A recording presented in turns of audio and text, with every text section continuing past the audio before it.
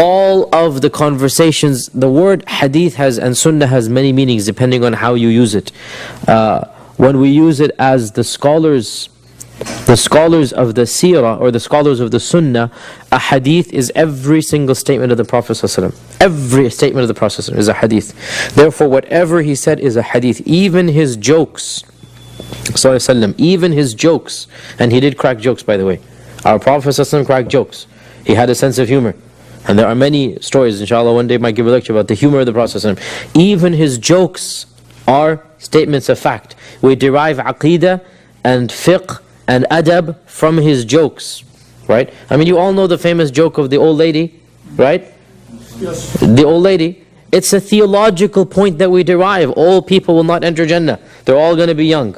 It's a joke he cracked at the old lady, that old ladies are not going to enter Jannah, right? And the old lady started wailing and crying and goes, Ya amatah, oh my dear mother, yes, old ladies are not going to enter Jannah. Allah will cause you to become a young lady, then cause you to enter Jannah, right? It's a theological point of benefit that we derive.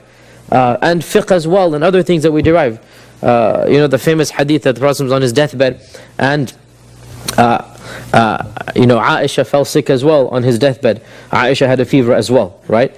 And she began complaining about her head, and she felt she's about, she's a young girl, she felt she's about to die or something. And so the Prophet is joking with her and saying, what is the matter with you if you die? Why are you worried? You're going to be so fortunate and blessed that I'm going to wash your... He knows he's about to die, by the way. So he's cracking jokes on his deathbed to make the mood easier for Aisha to bear, right? And so he tells Aisha, if you die, even though he's about to die, if you die, alhamdulillah, I'll wash your dead body, right? And I'll pray over you, and I'll, give you dafn. I mean, what more can you want, right? So he's joking with his wife. And then, of course, Aisha replies, I'm sure you're waiting for that day, because then you won't have anybody between you and your other wives, right? Because Aisha was the main barrier.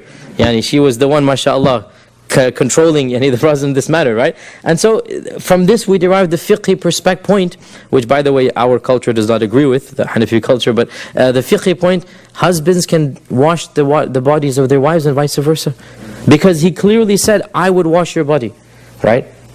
And pray over you and whatnot. So we derive a fiqh from this joke, that there's a cultural thing, the nikah breaks. This is not true at all. This is just a cultural thing. And the husband cannot... This is clearly in Sahih Bukhari hadith. So everything that comes from the Prophet is a hadith. No questions about that. Final question in the